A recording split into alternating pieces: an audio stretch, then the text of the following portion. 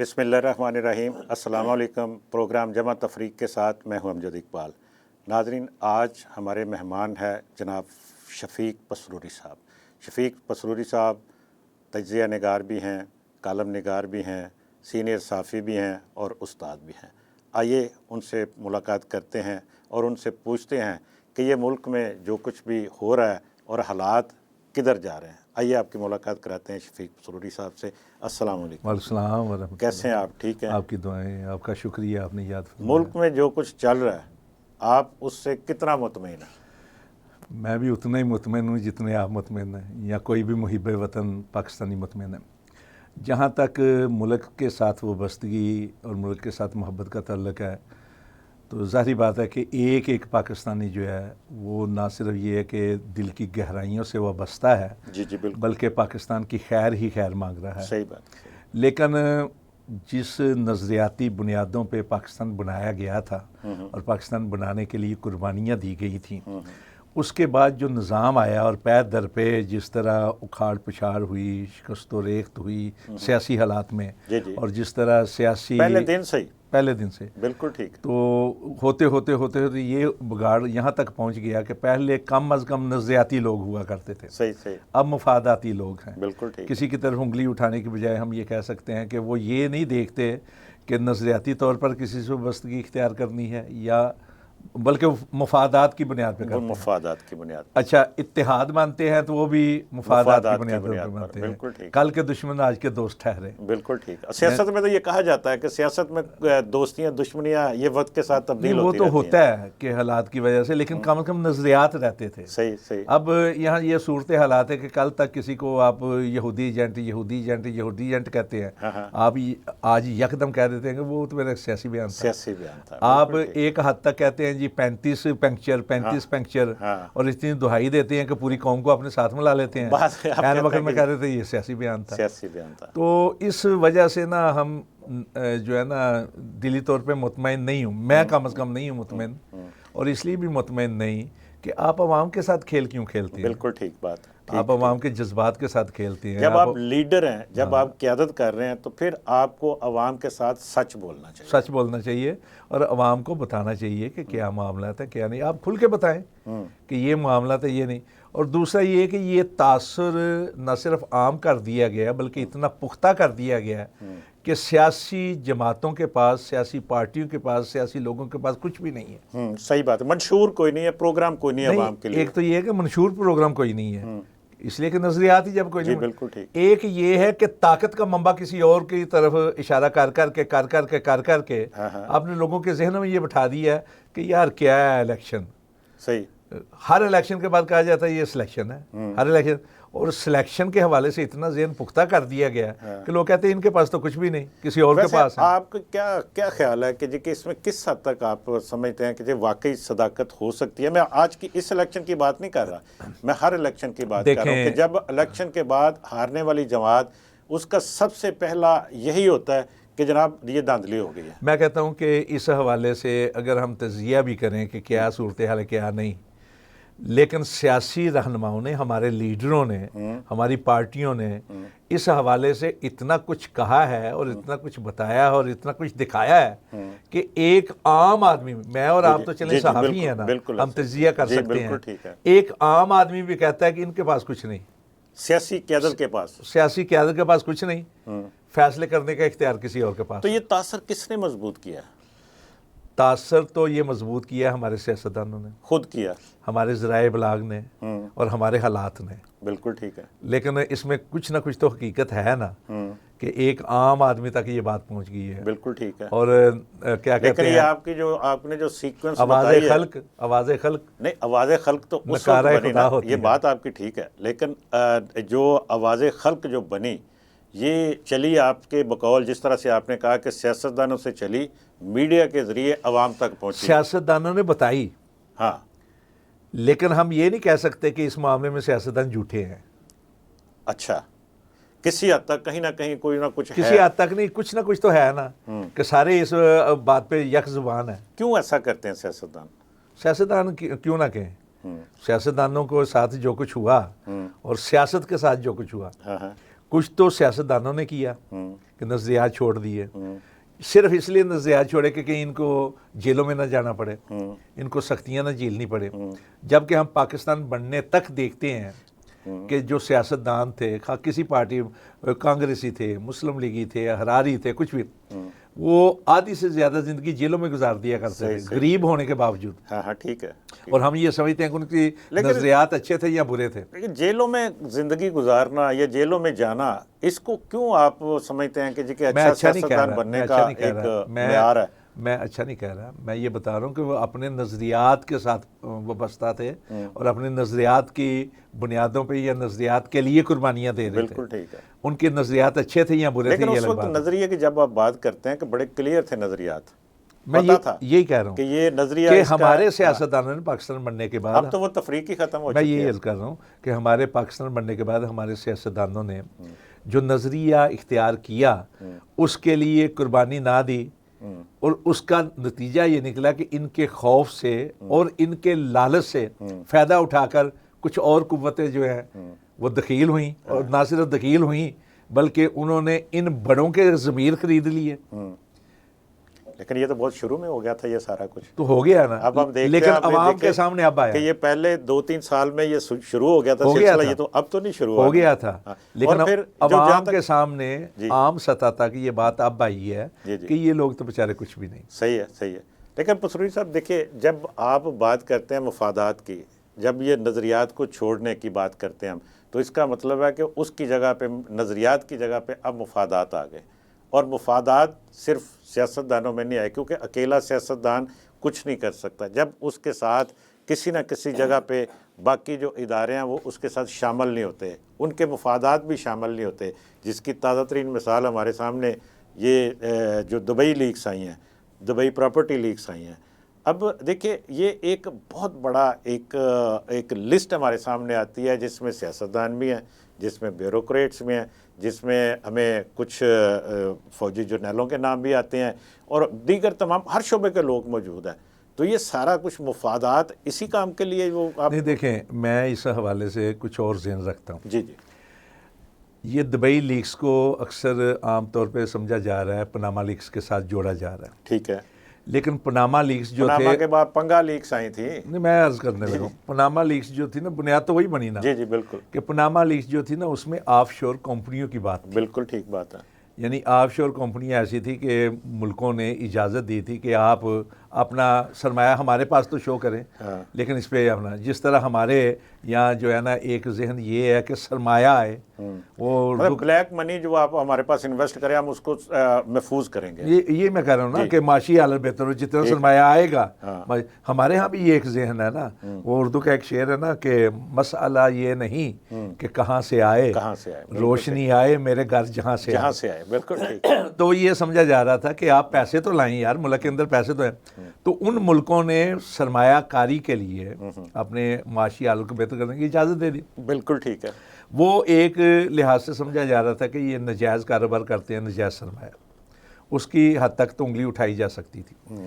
Dubai leaks جو ہے، یا دو مسئلے ہیں، ایک تو یہ کہ جو لوگ کاروبار کر رہے ہیں کیا وہ قانونی طور پہ کر رہے ہیں یا نہیں کر رہے ہیں، دوسرا جو ہے یہ سوال ہے اس حوالے سے کہ اگر وہ ملک سے پیسے لے کے گئے ہیں تو کیا ملکی قوانین کے مطابق لے کر گئے ہیں یا ملکی قوانین سے ہٹ کر لے کر گئے ہیں، کر کے جس طرح بعض کردار پکڑے بھی منی لانڈرنگ کے ذریعے یا چوری کے پیسے وہاں پہ لے لیے جا کے، مطلب کسی بھی طریقے سے۔ تیسرا یہ ہے کہ کیا اس حوالے سے ہمارے ملک میں کوئی قانون ہے کہ اگر کوئی بیرون ملک کاروبار کرتا ہے تو ہم اس کو قانون کی گرفت میں لا سکیں۔ مثلا دیکھیے، ہمارے پاکستان میں ایک بڑی توانا آواز ہے کہ غیر ملکیوں کو، جو غیر ممالک میں پاکستانی ہیں، ان کو ووٹ کا حق دیا جائے۔ بالکل ٹھیک ہے۔ اور اس سلسلے میں یہ کہا جاتا ہے کہ وہ پاکستانی، خواہ ان کے پاس ڈبل شہریت ہے تب بھی وہ پاکستانی تو ہیں، جی بالکل، ان کو دو پاسپورٹ ہیں ان کے پاس، پھر بھی ان کو یہ آپ ان کو اگر 2 پاسپورٹ ہونے کے باوجود، ڈبل شہریت سٹیزن ہونے کے باوجود آپ ان کو ووٹ کا حق دے کر، بلکہ ان کے نمائندوں کو پارلیمنٹ میں لا کے بٹھانے کے لیے تیار ہیں، تو اس کا مطلب ہے کہ وہ لوگ اگر یہاں سے گئے ہوئے ہیں کسی وقت میں اور اب ان کے آئندہ لوگ جو ہیں وہ وہاں کے سٹیزن بن چکے ہیں، ان کی اولادیں بن چکی ہیں، تو ان لوگوں نے تو وہاں کاروبار کرنا ہی کرنا ہے۔ آپ کے یہاں ٹی وی پہ باقاعدہ پروگرام چلتے ہیں، ایسے لوگوں کے حوالے سے دکھایا جاتا ہے کہ یہ آدمی ہے، یہ پاکستان سے گیا تھا، اس کے پاس کچھ نہیں تھا، اس نے یہ محنت مزدوری کر کے اب وہ ارب پتی بن گیا، تو ہم فخر کے ساتھ اس کا ذکر کرتے ہیں۔ تو اگر وہ آدمی وہاں کاروبار کرتا ہے اور ہم اس پہ فخر کرتے ہیں، مسئلہ یہ ہے کہ کیا پاکستان کے اندر ان کے لیے قانون سازی ہے؟ مطلب یہ تو قانون بن گیا مشرف دور میں کہ جو ڈبل شہریت رکھتا ہے، دوہری شہریت رکھتا ہے، وہ الیکشن نہیں لڑ سکتا، پارلیمنٹ کا رکن نہیں، لیکن یہ قانون صرف پارلیمنٹ تک رہا، جبکہ ہمارے ہاں بعض ایسے معزز ججوں کے بارے میں انگلیاں اٹھائی گئی کہ جی ان کے پاس، اب آپ نے پاناما لیکس کی اوپر کیس چلائے، 450 کے قریب لوگ تھے، بالکل ٹھیک، 445 غالباً 450 ایک کے خلاف کیس چلا، اس میں سے ایک کے خلاف جو چلا وہ بھی پاناما لیکس میں نہیں تھا۔ صحیح ہے، وہ تو خیر چلے گئے نا، یعنی وہ تو ثابت ہو گیا نا بعد میں کس نقصان، لیکن جن لوگوں کے نام کی وجہ سے اتنا شور مچا، کیا 450 کے قریب لوگوں میں سے کسی ایک کے خلاف کوئی قانون بنا یا قانون کی گرفت میں لایا جائے؟ اس کا مطلب وہ قانونی تھے۔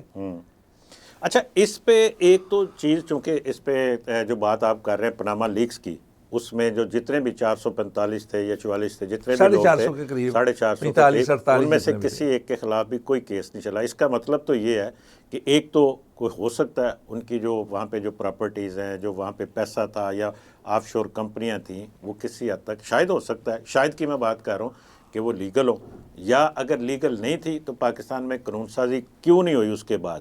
پاکستان میں یہ ایک بہت بڑا سوال ہے نا۔ اور پھر یہ ابھی جو دبئی لیکس میں جن لوگوں کے نام آئے ہیں، وہ ان کو کیا ان کی وہ لیگل آمدنی ہے؟ کیونکہ پاکستان میں قانون ہے کہ پاکستان میں یہ قانون ہے کہ آپ اپنی لیگل آمدنی کو، لیگل کمائی کو کہیں بھی انویسٹ کر سکتے ہیں، لیکن آپ اس پہ مجھے سوال کا جواب دیجیے گا ایک بریک کے بعد۔ تو ناظرین، ملاقات ہوتی ہے بریک کے بعد۔ Welcome back.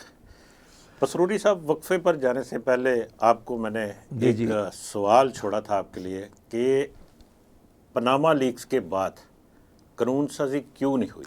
نہیں، دیکھیں، مسئلہ یہ تھا کہ آپ نے پوچھا کہ کیا وہ قانون کے مطابق تھے۔ وہ جو ان کو آف شور کمپنیاں بنانے کی اجازت دی تھی، جس جگہ وہ رہ رہے تھے، ان ممالک نے وہ قانون کے مطابق تھے۔ نہیں، کچھ تو ایسے لوگ بھی تھے جن کے پاس ڈوئل نیشنلٹی نہیں تھی، ان کی بھی تو تھی نا وہاں پہ۔ نہیں، لیکن وہاں جہاں بنی ہے اس قانون کے مطابق ہی بنی ہوگی نا۔ جی یقیناً۔ مسئلہ یہ تھا کہ کیا پاکستان میں اس حوالے سے قانون سازی ہوئی؟ نہیں ہوئی، ہونی چاہیے تھی۔ ہمارے ہاں بدقسمتی یہ ہے کہ قانون سازی ہم کرتے ہیں وقتی پیمانے کے دیکھ کر، وقتی حالات کو دیکھ کر کہ کیا صورت حالات ہے، اور پھر پارلیمنٹ کے اندر جو لوگ جاتے ہیں وہ صرف ان کے اندر 3 صلاحیتیں ہونی چاہیے۔ ایک تو ان کا گلا بہت کھلا ہو، صحیح ہے۔ دوسرا یہ کہ طاقتور ہوں، دکے بازی کر سکیں، مکے بازی کر سکیں، تھپڑ بازی کر سکیں۔ تو تیسرا یہ ہے کہ وہ صرف سر ہلا سکے، جو پارٹی کے وہ کرے۔ اب یہاں ایسا بھی ہوا کہ بل پاس ہوئے 12 13 بل 5 منٹ میں، ایسا ہی ہے، بالکل ہوتا ہے۔ اس کے اوپر کوئی اپنا جو ہے نا ڈیبیٹ ہی نہیں ہوئی کوئی بھی۔ نہیں، ڈیبیٹ چھوڑیں، وہ پڑھے ہی نہیں گئے، کسی کو پتہ ہی نہیں کہ کیا ہے، چونکہ ہمارا پارلیمنٹ طے کیا ہوا تھا یہ بل پیش ہوگا، پاس کرتے ہیں۔ یا قانون سازی جو ہے نا حالات کے مطابق کی جاتی ہے، یا قانون سازی جو ہے ضرورت کے مطابق کی جاتی ہے، لیکن مستقبل کے حوالے سے نہیں کی جاتی۔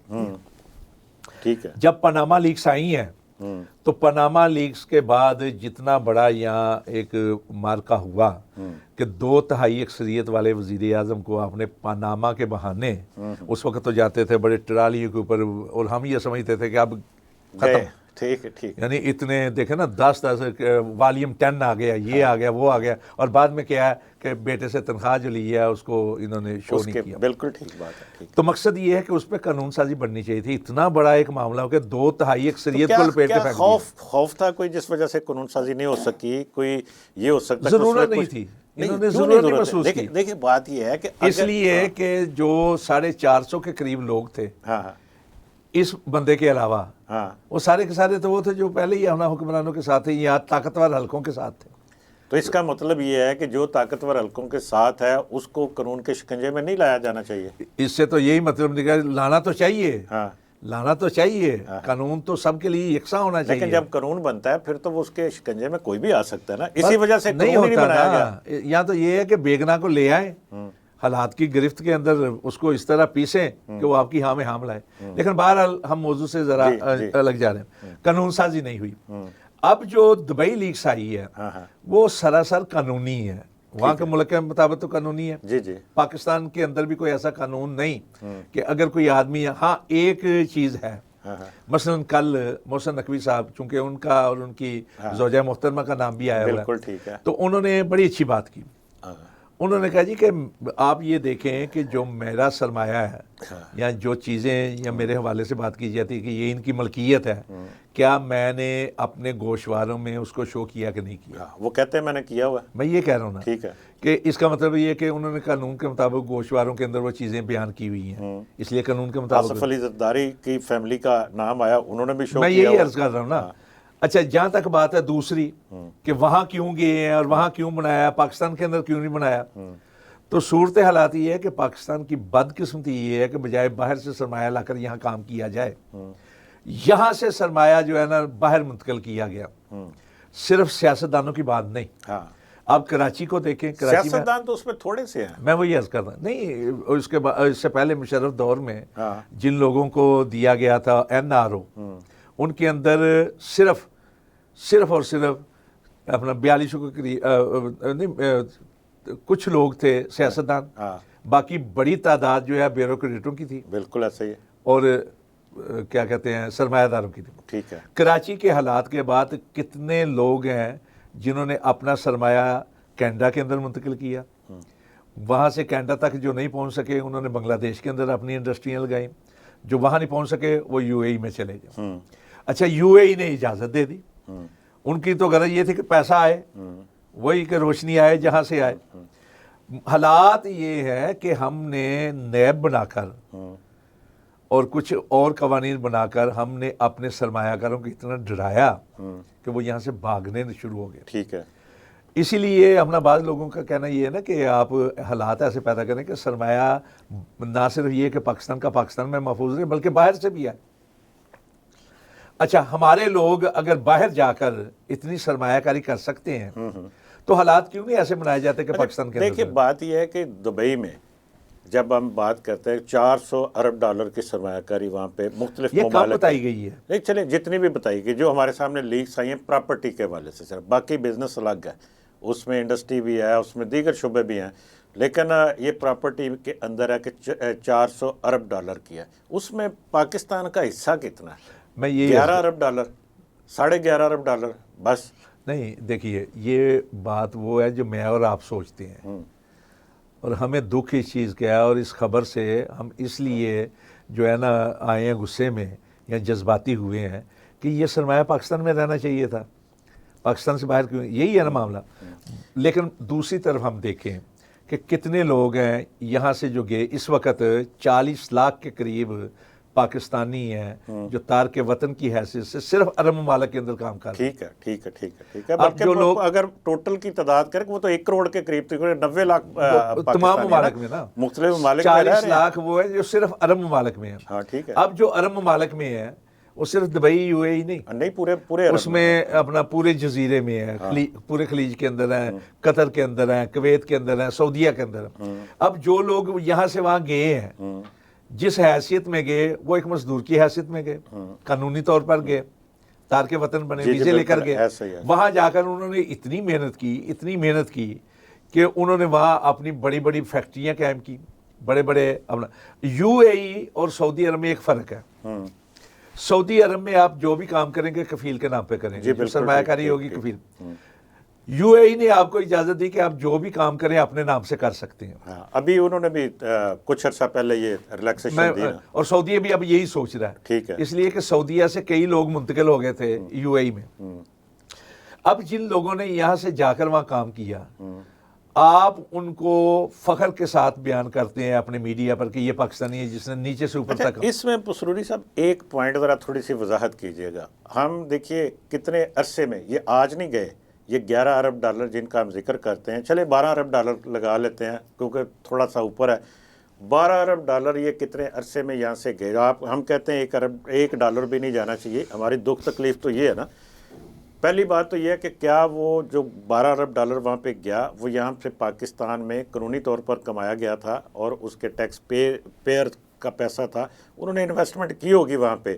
لیکن آپ یہ تو سوچئے کہ عرب ممالک میں جس کا آپ نے کہا کہ 40 لاکھ پاکستانی وہاں پہ کام کر رہا ہے مختلف درجوں کے اوپر, اور تقریباً یہ عرب ممالک سے تقریباً 15 سے $20 ارب ہر سال پاکستان آتا ہے. سر مبادلہ کی صورت, ٹھیک ہے, پاکستان وہاں سے ڈالر آتے ہیں نا جی.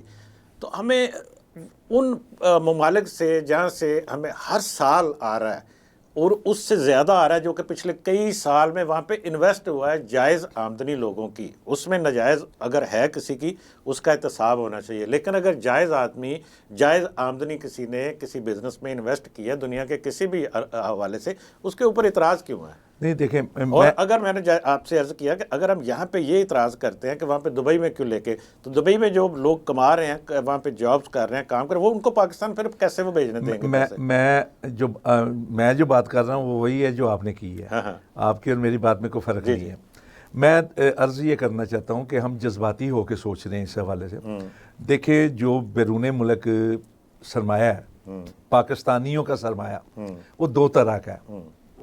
ایک وہ سرمایہ ہے جو پاکستان سے وہاں منتقل ہوا ہے, دوسرا وہ سرمایہ جو وہاں گئے تھے لوگ چھوٹی سطح پہ, محنت مزدوری کر کے تو ترقی کر گئے, لیکن ان کی وفاداری آپ کے ملک کے ساتھ ہمارے ملک کے ساتھ یہ ہے کہ وہ وہاں رہ کے پھر بھی پاکستانی ہیں, پاکستان کے لیے سوچتے ہیں اور وہ چاہتے ہیں کہ پاکستان میں سرمایہ کاری کریں. بالکل ٹھیک. اور پچھلے دنوں حقیقت یہ ہے کہ پاکستان کی یہ جو اپنا جتنی ہماری سوسائٹیاں نہیں بنی پراپرٹی کے حوالے سے, بے شمار لوگوں نے باہر سے سرمایہ کاری کی. ایسا ہی ہے.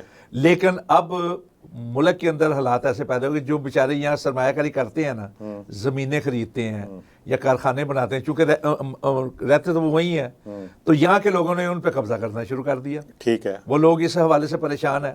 وہ پہلے بیچتے تھے پاکستان, اب بیچنا بند کر دیے. ٹھیک ہے. اچھا, ایک تو وہ لوگ ہیں جو نیچے سے محنت کر کے, ویسے نا مجھے اس بات سے مجھے یہ بات مکمل کریں کہ ایک تو یہ ہے کہ جنہوں نے نیچے سے محنت کر کے وہیں پیسہ بنایا, وہیں رکھا اور پاکستان.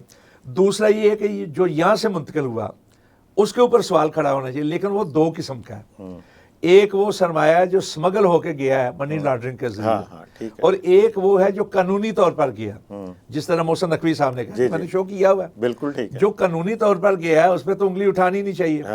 جو منی لانڈرنگ کے ذریعے سے گیا ہے ان پہ اوپر گرفت کرنی چاہیے. جیسے فرا گوگی کا سرمایہ آپ کہہ سکتے ہیں, جو بھی ہے, میں نام نہیں لیتا, میں تو مطلقاً بات کر رہا ہوں نا. صحیح.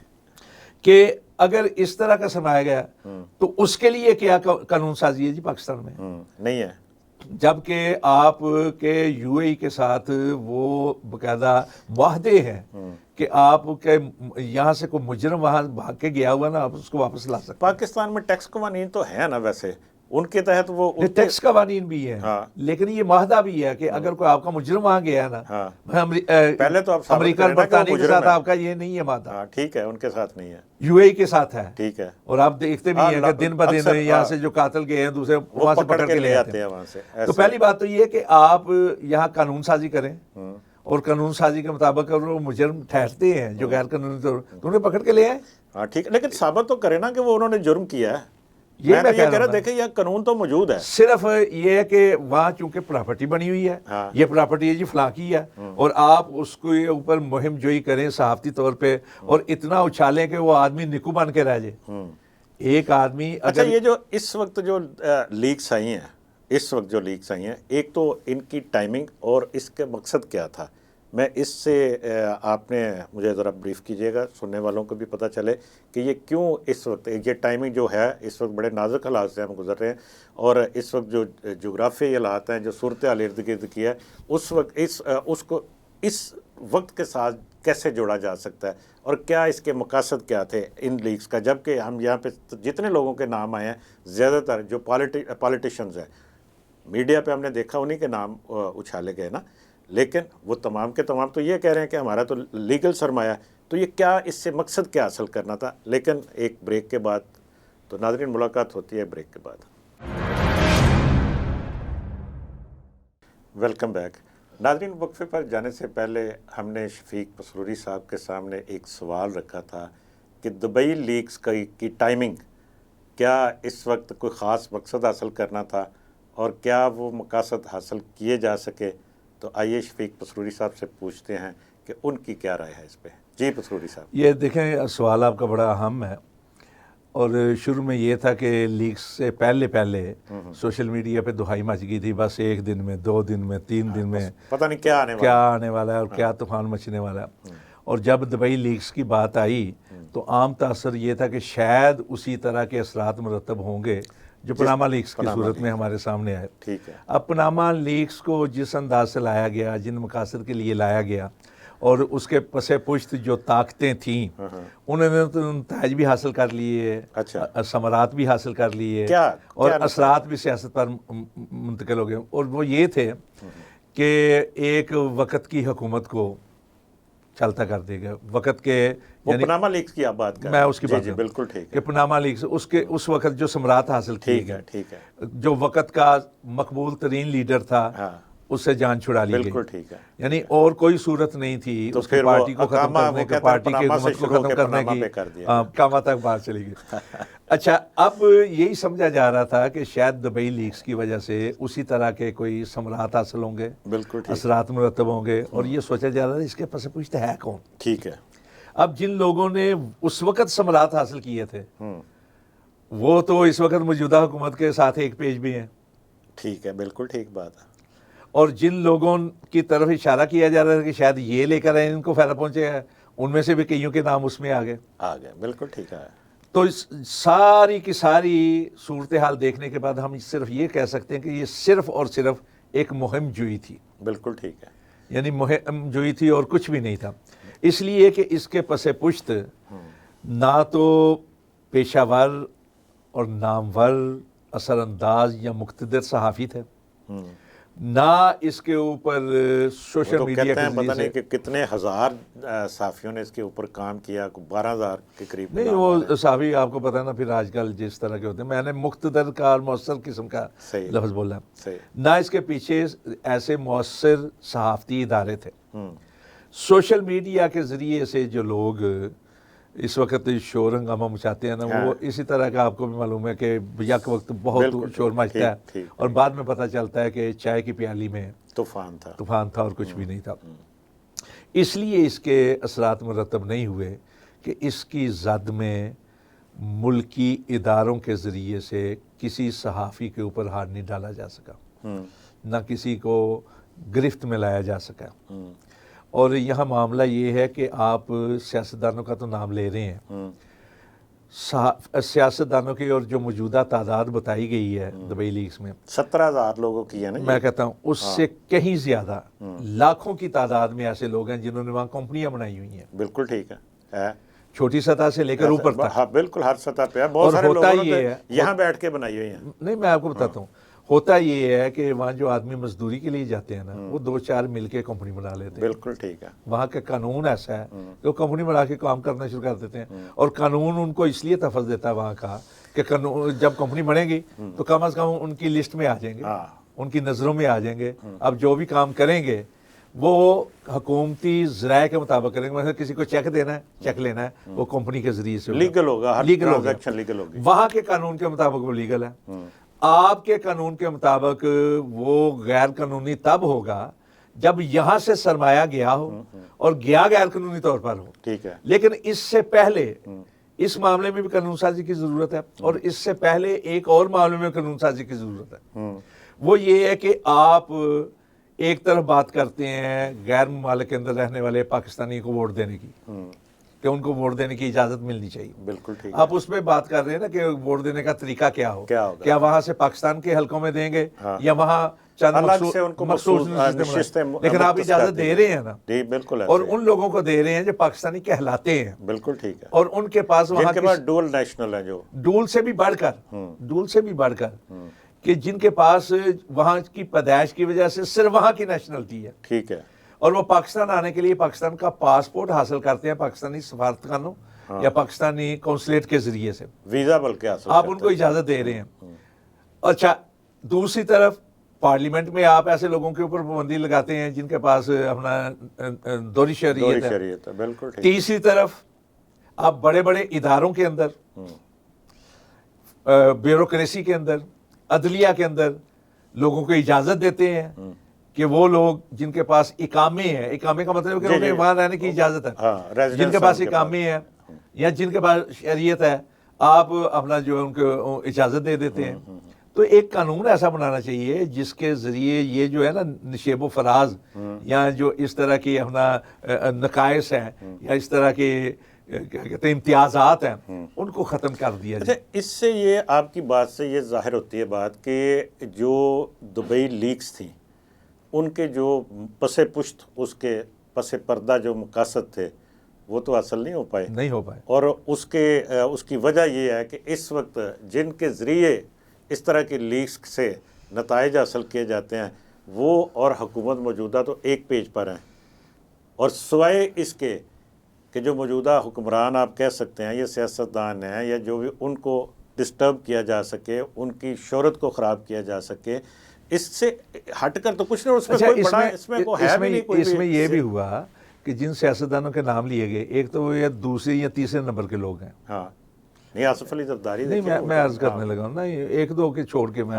عموماً بات کرنے لگا ہوں۔ دوسرا یہ ہے کہ تمام پارٹیوں کے ہیں، ہاں، کسی ایک پارٹی کے ہوتے ہیں نا تو دوسری پارٹی طوفان مچا دیتی۔ تو پھر اس کا مطلب تیسرا یہ ہے کہ جو اثر انداز ہوئی تھی لیکس، پاناما لیکس، اصلاً عوام کے سامنے آ گیا کہ پاناما لیکس کے 450 لوگ تھے، کسی ایک کے خلاف بھی کارروائی نہیں، بالکل کوئی اور جس کے خلاف کارروائی کی گئی اس کا نام ہی نہیں تھا۔ ٹھیک ہے۔ اچھا، اس میں ایک چیز اور آتی ہے کہ کسی نہ کسی لیول پہ ہمیں تھوڑا سا یہ ایک شک شبہ بعض اوقات ہوتا ہے، جس طرح سے آپ نے کہا کہ دبئی میں بڑے سخت قوانین ہیں، ان کی حکومت کی یہ وضاحت بھی آئی کہ انہوں نے کہا جی کہ ہم بڑا شفاف ہمارا طریقہ کار ہے سرمایہ کاری کا، ہم جو یہاں پہ آنے والی رقوم ہے ان کو بڑے شفاف طریقے سے چیک بھی کرتے ہیں اور ٹرانسپیرنٹ ہمارا سسٹم ہے، لیکن اس کے باوجود ہم دیکھتے ہیں کہ وہ آج بھی ایف اے ٹی ایف کی گرے لسٹ پہ ہیں، وہاں پہ ان کے اوپر سوالیہ نشانات ہیں کہ وہاں پہ کچھ نہ کچھ گڑبڑ تو ہوتی ہے، پیسہ تو جاتا ہے وہاں پہ، تو کیا پاکستان کی حکومت کو یہ پورے سسٹم کا جتنے لوگوں کے نام آئے ہیں ان کو یہاں پہ ایف بی آر کو چلیں حکومت کو نہ صحیح ایف بی آر چیک کرے کہ وہاں پہ جن لوگوں نے وہاں سے کمائی کر کے وہاں پہ سرمایہ کاری کی ہے وہ بھی ٹھیک ہے، جن لوگوں نے یہاں سے جن کی آمدن جائز تھی وہ بھی ٹھیک ہے، وہ جہاں پہ دنیا میں، کیونکہ ہمارے قانون کے مطابق پاکستان میں جو قانون ہے اس کے مطابق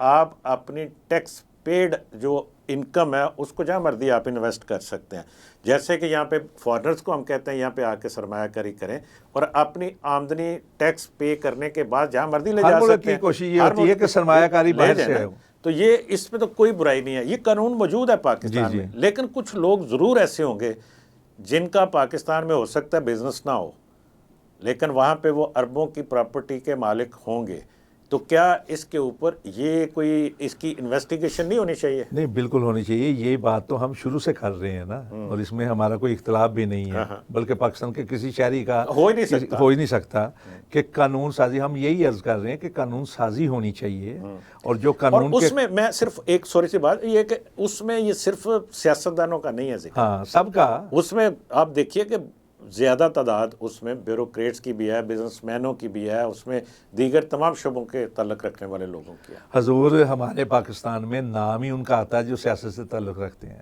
ہاں جو سیاست سے تعلق نہیں رکھتے وہ جتنا کھاتے ہیں، دیکھیں سیاستدان تو آئے اور چلے گئے، جی بالکل، آج ایک پارٹی کی حکومت ہے اور 5 سال بھی پورے نہیں ہوتے کہ وہ رخصت ہو جاتے ہیں، بالکل ایسے سمجھ رہے ہیں، لیکن کیا بیوروکریسی میں ایسا نہیں ہے کہ بیوروکریسی تو چھوڑیں، نچلی سطح کا ایک ایس ایچ او، کوئی بیوروکریسی میں تو وہ نہیں آتا، اب یہ غور کریں آپ کہ سب کے بچے باہر پڑھ رہے ہیں، ٹھیک ہے، سرمایہ کاری باہر ہو رہی ہے، مطلب قوانین جو ہیں ان کے اوپر پوری طرح عمل درآمد ہونا چاہیے اور بغیر کسی امتیاز کے، بغیر کسی تمیز کے سب کو، لیکن قانون سازی تو ہو، جی بالکل ٹھیک، اور قانون سازی میں جو رکھنے باقی رہ گئے ہیں ان کو دور کیا جائے، جو کمیاں کوتاہیاں ہیں ان کو دور کیا، اور جب قانون بن جائے تو پھر سب پر یکساں لاگو ہونا چاہیے، اسی میں پاکستان کی بہتری ہے اور اسی سے پاکستان استحکام کی طرف یقیناً اسی سے پاکستان میں استحکام آئے گا، اور میرا خیال ہے کہ یہی وجہ ہے کہ اس وقت بھی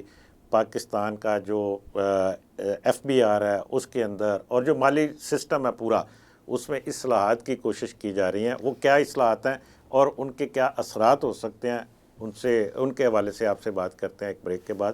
تو ناظرین، ملاقات ہوتی ہے ایک بریک کے بعد۔ Welcome back.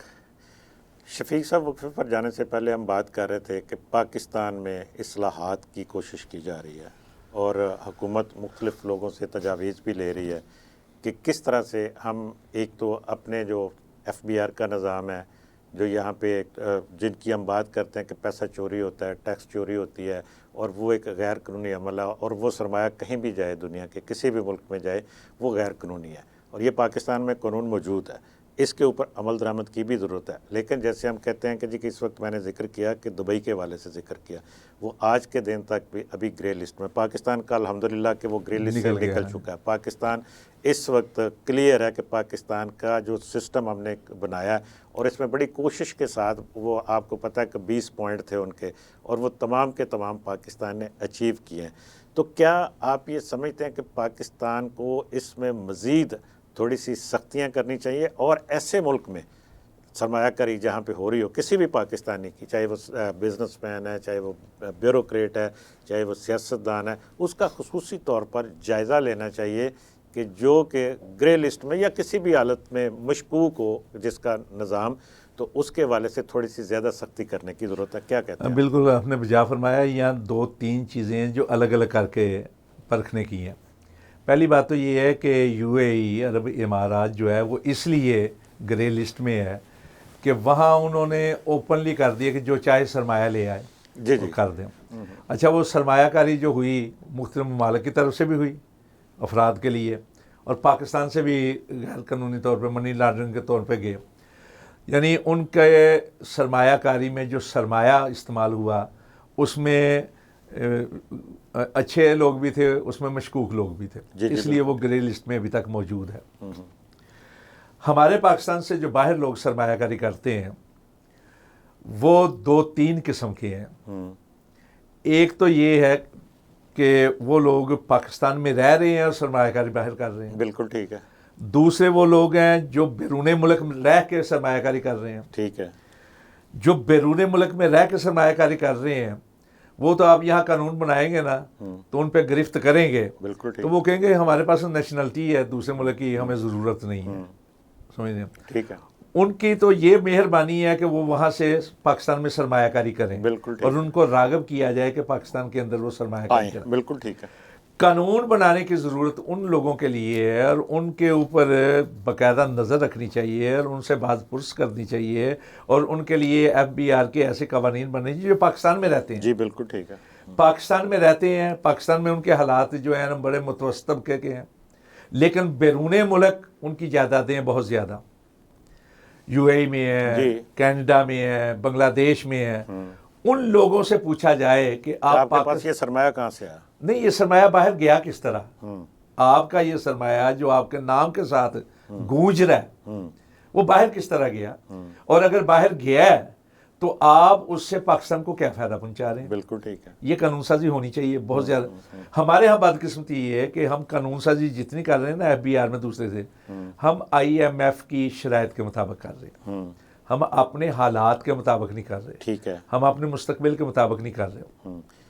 دوسری بات یہ ہے کہ تنخواہ دار طبقہ جو ہے وہ تو باقاعدہ ٹیکس سسٹم میں موجود ہے، وہ دینا چاہے ٹیکس یا نہ دینا چاہے، ٹیکس ڈیڈکٹ ایٹ سورس ہو جاتا ہے نا ان کا، جب تنخواہ ملتی ہے تو اسی وقت کٹ جاتا ہے۔ میں یہی عرض کر رہا ہوں نا جی ٹھیک ہے کہ وہ ٹیکس دینا چاہے یا نہ دینا چاہے وہ تو آ جائے گا ٹیکس میں۔ ٹھیک ہے۔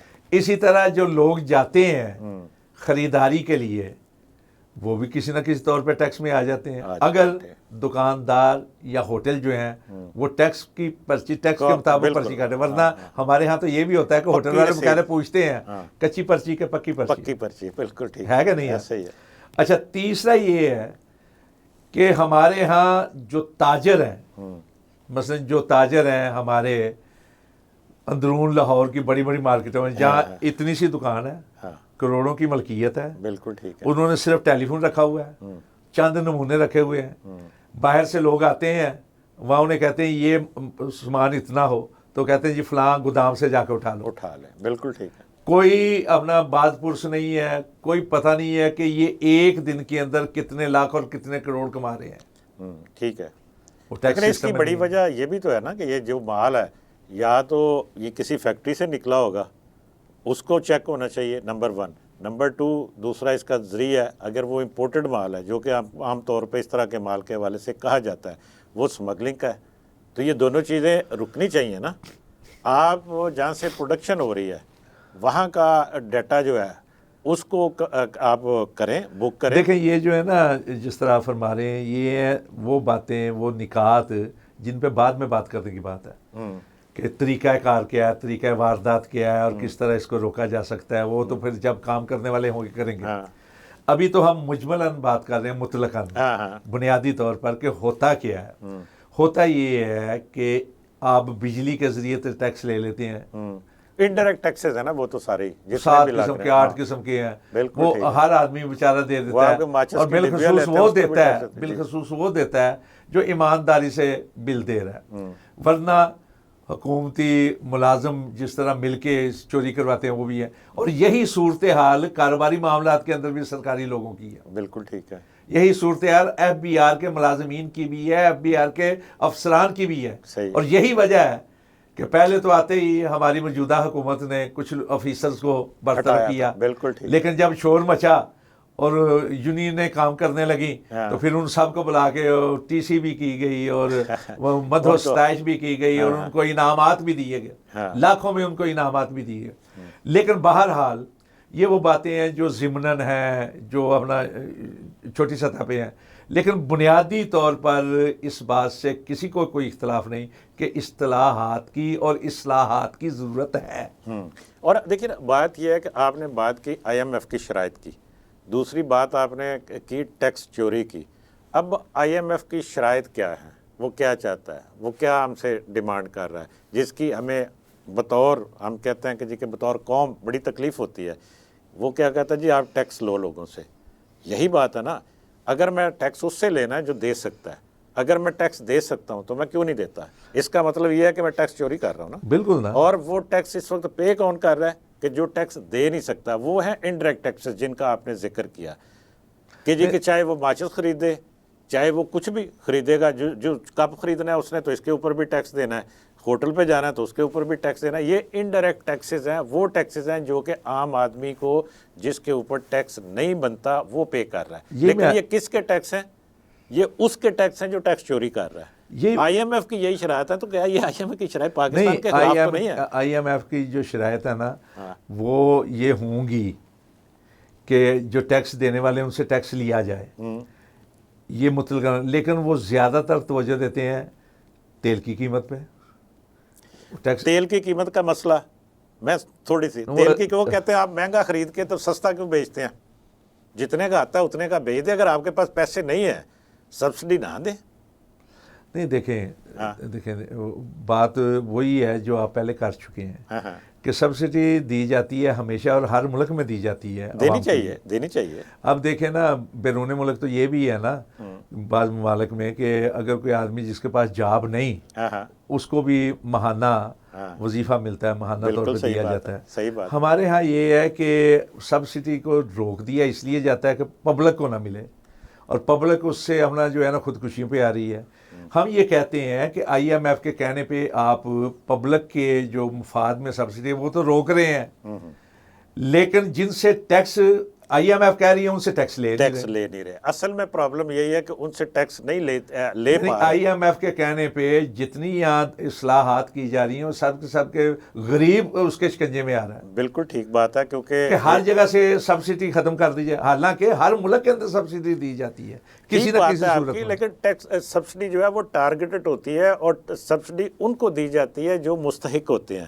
اچھا, دوسرا یہ ہے ہمارے ہاں جو اپنا کام کیے جاتے ہیں نا وقتی طور پر عوامی مفاد کے لیے, مثلا یہ کیا گیا کہ جی آٹا جو ہے نا سستا دیں گے ہم, آٹا جو ہے نا تقسیم کریں گے. بالکل صحیح ہے. اچھا جو آٹا تقسیم کیا گیا اتنا ناقص آٹا, بھائی تقسیم کرنے کے بجائے آپ جتنا آٹا تقسیم کر رہے ہیں اتنا پیسہ سبسڈی میں دے دو, آٹا سستا ہو جائے گا, لوگ خرید لیں گے آرام سے. یقیناً یہ پاکستان کے لیے سوچنے کا مقام ہے, حکومت کے لیے سوچنے کا مقام ہے, عام آدمی کے لیے بھی سوچنے کا مقام ہے کہ ہم پاکستان کے لیے سوچیں, پاکستان کے لیے کریں, پاکستان کے عوام کے لیے کریں. تو لیکن اس وقت چونکہ پروگرام کا وقت شفیق صاحب ختم ہو رہا ہے تو اجازت دیجیے کہ ہر خواہش پہ دم نکلے. اجازت دیجیے ناظرین, آج کے پروگرام سے اتنا ہی. اللہ حافظ.